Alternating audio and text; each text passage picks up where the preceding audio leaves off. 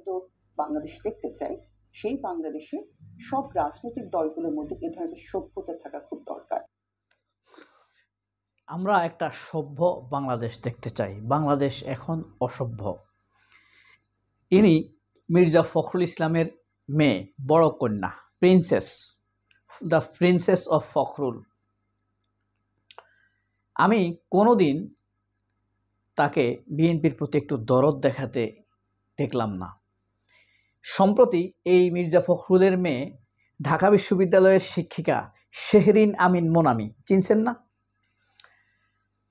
তাকে নিয়ে একটি ইঙ্গিতপূর্ণ ফেসবুক স্ট্যাটাস দিয়েছেন। তিনি সেখানে লিখেছেন, সাম্প্রতিককালে ঢাকা বিশ্ববিদ্যালয়ের এক শিক্ষিকার বেশ কিছু রিল দেখা যাচ্ছে ইউটিউবে, ফেসবুকে। তাকে নিয়ে অনেক ভিডিও বানাচ্ছে। এটা অশোভন। তিনি ঢাকা বিশ্ববিদ্যালয়ের জন্য কি এমন অবদান রেখেছেন? তিনি কতটা মেধাবী? তাকে নিয়ে এত মাতামাতি কেন? উত্তেজনা কেন? আচ্ছা, শেহরিন আমিন মোনামিকে নিয়ে অনেক কথা হচ্ছে, অনেক ইন্টারভিউ দিচ্ছেন তিনি। এমনকি যত জায়গায় ডাকা হচ্ছে তিনি সব জায়গায় যাচ্ছেন না, সময় পাচ্ছেন না। খুব স্বাভাবিক, ইউনিভার্সিটির শিক্ষক, গবেষণা করতে হয়, ভাবতে হয়, যোগাযোগ করতে হয়। তাছাড়া পাবলিক অ্যাডমিনিস্ট্রেশন, তারপর সহকারী প্রক্টর। তাকে নিয়ে আমার কাছে খুব আশ্চর্য লাগে। ইদানিং খুব পছন্দের মানুষগুলো নিয়ে আমাকে কথা বলতে হচ্ছে। আমি, বিশ্বাস করেন, আমার ইচ্ছাকৃতভাবে মিথ্যা বলতে চাই না, কিন্তু আল্লাহ বলছে, আপনার যত প্রিয় মানুষই মিথ্যা বলুক, আপনি আপনার বিবেকের কাছে নিরপেক্ষ থাকবেন।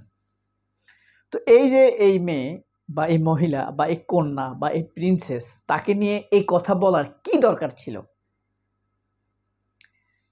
মানে তার বিরক্ত লাগে। মোনামিকে নিয়ে খুব রিল দেখা যাচ্ছে। ঢাকা বিশ্ববিদ্যালয়ের ছাত্রী কিন্তু তিনি। সম্প্রতি তার হাজব্যান্ড আমাদের সবার প্রিয়।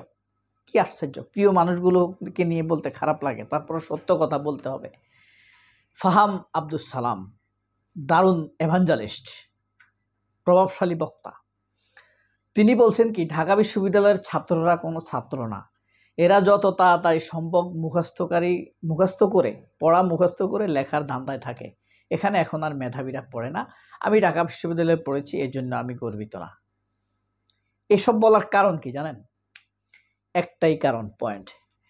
ঢাকা বিশ্ববিদ্যালয়ের ছাত্রদল হেরে গেছে আর ছাত্র শিবির জিতেছে। এই কারণে ঢাকা বিশ্ববিদ্যালয়কে এখন মেলাইন করার চেষ্টা করছে। এটা মাদ্রাসা হয়ে গেছে, এটা এই হয়েছে, সে হয়েছে। আপনি যদি আজকাল দু একদিনের মধ্যে ঢাকা বিশ্ববিদ্যালয়ের চারপাশ, ফুলার রোড, তারপরে দোয়েল চত্বর, হ্যাঁ, এদিকে যদি আপনি ঘুরেন, নীল ওই যে বুয়েটের এই দিক দিয়ে, হ্যাঁ, আপনার কাছে মনে হবে যে শুনশান এক শিক্ষার রাজবাড়ি। আগে আমরা এদিক দিয়ে যখন হাঁটতাম, বিড়ির গন্ধ, গাঁজা, চটপটের ঝনঝনানি, এই অবস্থা থাকতো।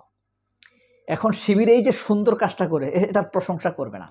আরও আশ্চর্য বিষয়, যখন ডাকসুর ইলেকশন হবে দু একদিনের মধ্যে, এরকম এক সময়ে একটা ছেলে একটা গান গাইছে শিবিরকে নিয়ে।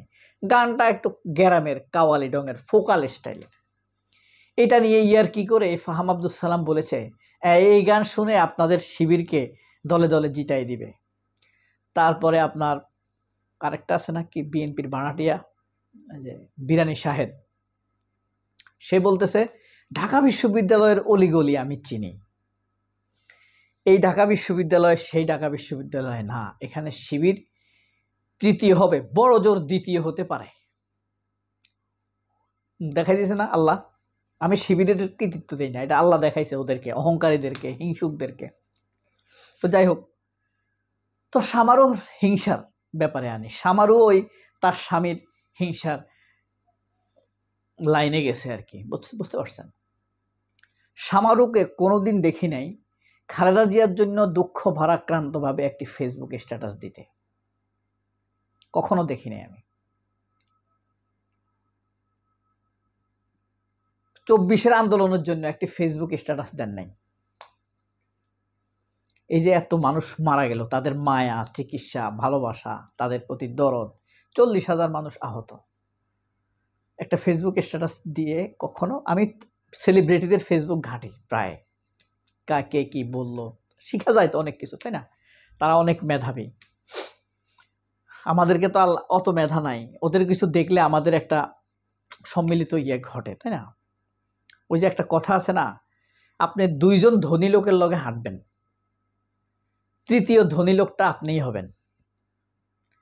হ্যাঁ, একজন জ্ঞানী লোকের লগে আপনি ঘুরবেন, দ্বিতীয় জ্ঞানী আপনি হবেন। একজন খুব ভালো মানুষের সাথে আপনি চলবেন ফিরবেন, দ্বিতীয় ভালো মানুষটি আপনিই হবেন। এটাই নিয়ম, এই কারণে ঘাটে।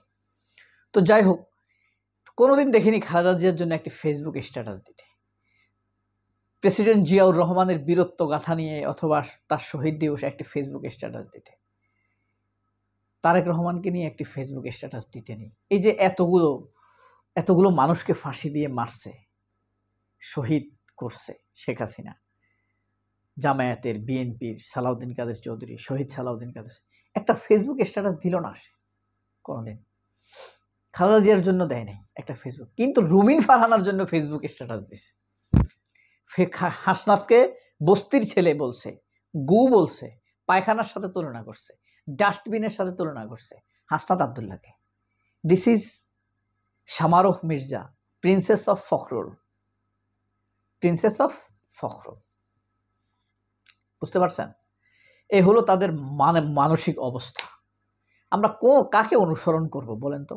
কিছু আইকনিক মানুষ দরকার না, যারা কখনো অসৎ হবে না, চমৎকার, সৎ, সরল, সুন্দর। হ্যাঁ, দেখতে সুন্দর না, মানে আচরণ, এমন এক আস্থা থাকবে যে না, এই লোক মিথ্যা কথা বলতে পারে না, ভরসা থাকবে। কিন্তু আপনি কাকে অনুসরণ করবেন বলেন? সে 24 নিয়ে বলে নাই, খালেদা জিয়াকে নিয়ে বলে নাই, তারেক রহমানকে নিয়ে বলে নাই, জিয়াউর রহমানকে নিয়ে কিছু বলতে চাই কিনা, বিএনপির হাজার হাজার নেতাকর্মী মারা গেছে, পঙ্গু হয়েছে, হত্যা করা হয়েছে, কোনোদিন একটু দরদ করতে দেখিনি।